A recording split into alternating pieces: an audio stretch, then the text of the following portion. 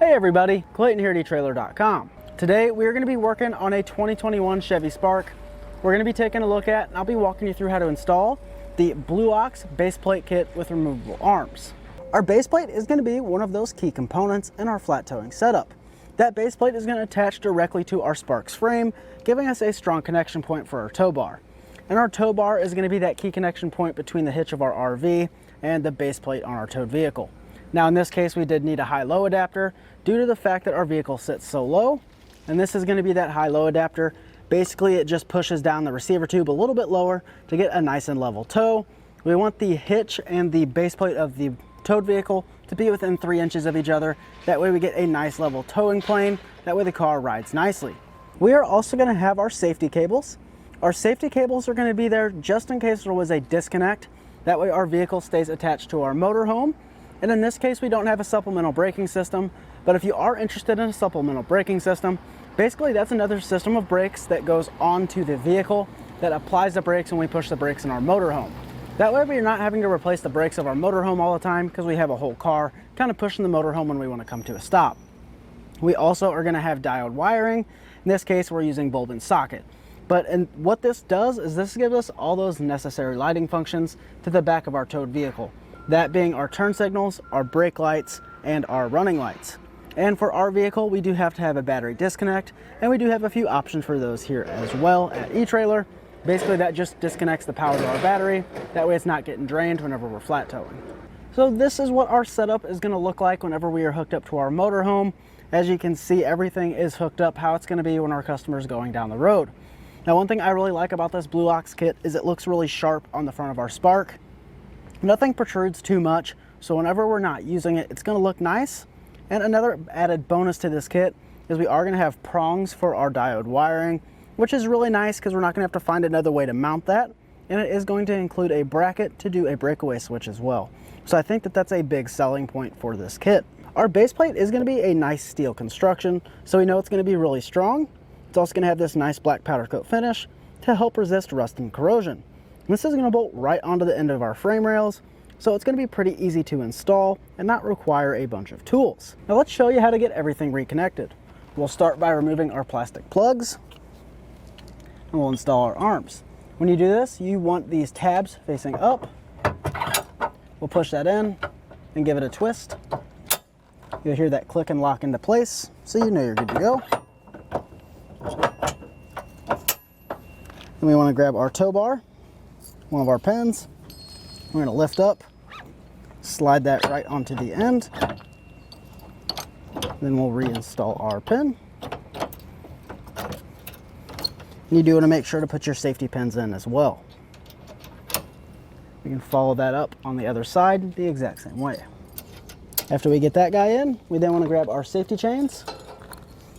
And you want to make sure to cross these, so it's going to go left to right and right to left. And this is just going to help add more tension on these cables. Once we get those fastened, we can then do our diode wiring. Just like that, now we're ready to hit the road. Now in terms of installation, getting our base plate installed isn't too bad at all. There's no welding or anything like that. We do have to take off our front fascia and drill a couple holes, but really it's definitely something that you guys could do at home. With that being said, let's head in the shop and I'll walk you through how to get this installed now. To begin our installation, we want to pop our hood. Then we're going to have two 10mm fasteners we need to remove on each side.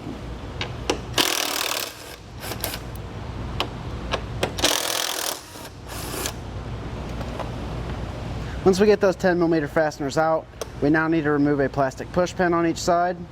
We want to grab our trim panel tool, kind of pry up under there, and take that whole push pin out. We're going to have one more on the other side. We now need to remove two push pin fasteners just inside of our wheel well. We're going to have one located here and one located right here. There's going to be two on each side. Removing these is going to be a little bit tighter, so we're going to use a small flat blade screwdriver just to get under the head of that fastener. Once you get that removed, you can take the head of that fastener out and then come back in and pry out on the base. We now are going to be removing a 7mm fastener up here at the corner of our fascia and our fender. But to do that, we need to pull our wheel well liner back. And it is plastic, so it's kind of hard to get a hold of. So we're just going to grab a nylon pry tool, kind of work in behind that fender, and pull that liner back. Once we get that pulled back, we'll just take our 7mm socket, line that guy up with our fastener,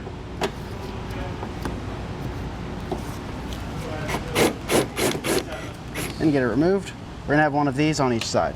We now need to remove 8 7mm fasteners on the front of our fascia underneath. We're going to have 3 on each side and 2 in the center. Now we're going to grab some blue painter's tape. We're just going to run this along our body lines here. Now you don't have to do this, but I highly recommend it. This is just going to keep it safe from any scratches or anything like that when we're taking off that fascia. We'll repeat that same process over on the other side. We are now ready to start removing our fascia. I suggest grabbing an extra set of hands to help you do so. We're going to grab our corners here and simply pull out. When you're pulling out on these corners, you want to be careful not to break any clips. We're going to carefully work our way towards the center. Then if your vehicle has fog lights, you're going to have to disconnect that. Our wiring is going to be right here.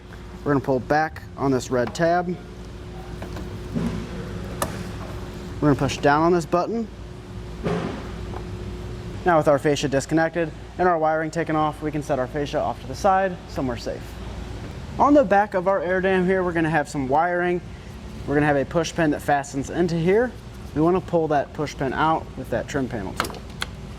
We're now going to measure down 3.5 inches from our bumper beam down this way. I went ahead and marked that out already. We're going to cut along that line and remove this piece, and that's going to make room for our base plate to slide into place. Now when you're cutting this plastic is a little bit thicker, so you might want to use a rotary tool with a cutoff wheel or a pair of 10 snips like I'm going to do.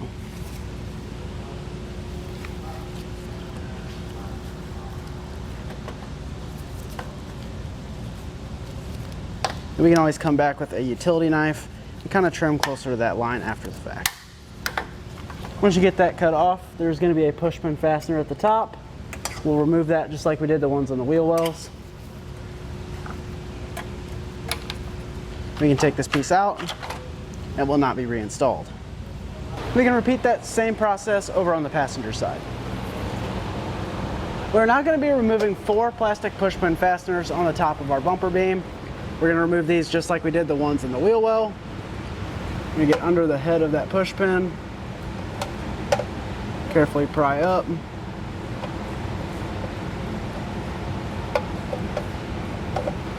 We'll repeat that same process for our remaining fasteners. We are now going to be removing our bumper beam. We're going to have 4 13mm fasteners on each side. On this last one, you want to make sure to hold on to your bumper beam so it doesn't fall. We can set this off to the side. Our instructions aren't going to tell us this, but we do have to remove our horn. Just behind our horn on the edge of the frame rail, we're going to have a 13mm nut that we need to remove. This is going to be easiest with a ratcheting wrench, but a regular wrench will work just fine. With that nut removed, we then slide our horn out of place. Then we want to unplug it. To do that, we're going to push in on this tab and pull out. Then we can set our horn off to the side somewhere safe.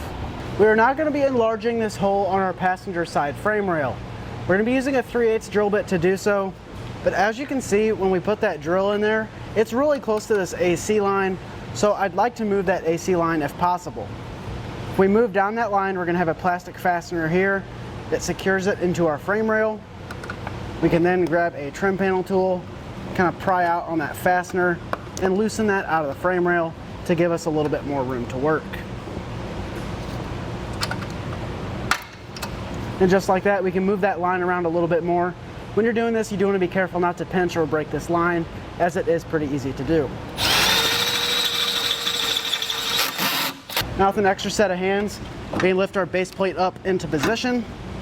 We're just going to take our bolt with a split lock washer and slide it through the hole in the base plate and the hole that we just drilled, and it will support itself. We're going to be adding red Loctite to our new hardware. In this case, I'm just going to put it in our nut plate since our bolts are holding up our base plate. So you just want to add a little bit of that in there. We're going to take this nut plate and give it a little bend to get it nice and flush along the frame rail. We're going to slide that over our bolt and then turn our bolt to get it started in that nut plate. Now I'm going to grab a 15mm socket and just snug down our hardware. We don't want to over tighten it because we do have to move around our base plate to get it nice and level, but we'll snug that down on both sides. We're now going to grab that 3/8 drill bit and mark out our 2 holes.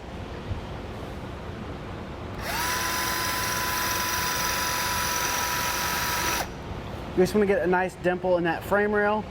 And then we're going to come back with a smaller drill bit, open up a pilot hole, and then open it up to the full size.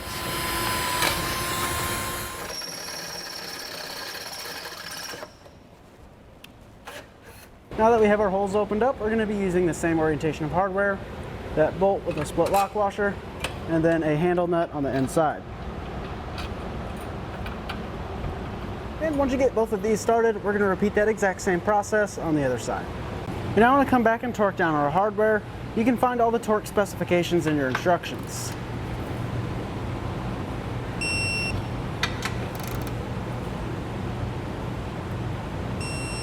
With our hardware torqued down, we now want to come back and break or cut off our handle nuts. When we're doing this, we're just going to kind of rock it back and forth in a few different directions, and it should break off just like that. We're now going to be routing our safety cable. Our D-link is going to go right here in the opening of our base plate. So we'll slide one end through that D-link, take this guy, put it right there. We're going to take this safety cable, route it behind, and then up around our frame rail. You want to make sure when you do this that you stay out of the way of anything hot or moving. It's not so much a problem on this side, but on the other side we are going to have our serpentine belt, so you just want to be cautious of that. We'll reach in here. We'll now go ahead and tighten that down. We'll run it down hand tight and come back with a 16mm wrench and snug that down completely. With that snug down, we'll repeat that same process on the other side. We now want to reinstall our bumper beam and our push pins in the reverse order we took them apart.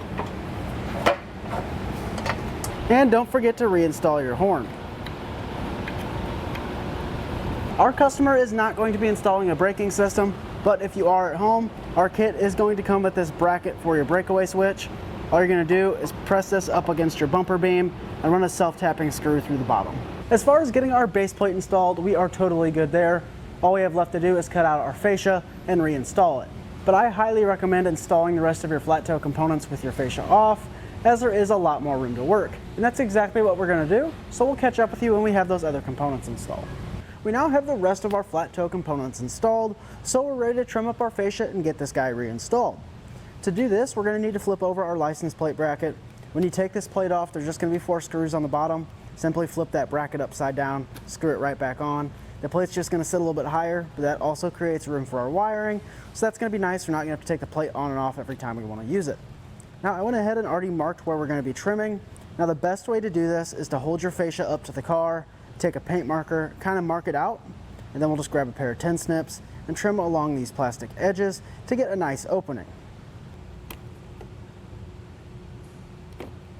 Then in some of these narrow spots, you're just going to have to come in with a utility knife and kind of trim along there to get a nice clean cut. With the holes trimmed out of our fascia, we are now going to reinstall this in the reverse order we took it apart. And with everything reinstalled and hooked up to our RV, we are ready to hit the road. That's going to do it for our look at and our installation of Blue Ox's base plate kit with removable arms for our 2021 Chevy Spark.